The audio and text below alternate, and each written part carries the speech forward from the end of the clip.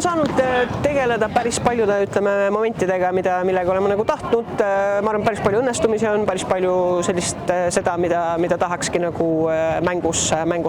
näha. Et mõned päevad, trennipäevad on veel ees ja siis saame seal veel nagu lihvida natuke mingeid momente, aga üldiselt pigem oleme rahul. Et oleme natuke palliga mängus lisanud võib-olla veidike sellist oleme proovinud natuke ründavamaks muuta seda,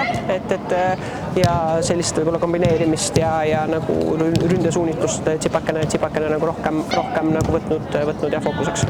Üldiselt siin päris mitu mängijat on taga, see on nagu rõõm näha ja ma arvan, et keegi ei ole otseselt kuidagimoodi nagu välja nagu jäänud,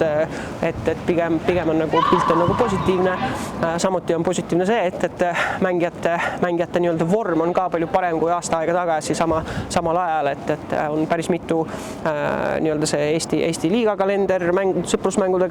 kalender, Balti liiga mängude kalender, see, et nii palju mängijaid on välismaal, see on nagu toetanud seda, et mängijad tegelikult on pigem nagu sellises paremas vormis kui eelmine aasta, et see praegu on jah selline, et mis nagu tõesti annab nagu tunda. Bosnia puhul tegu ikkagi sellise nagu koondisega, kus selline individuaalne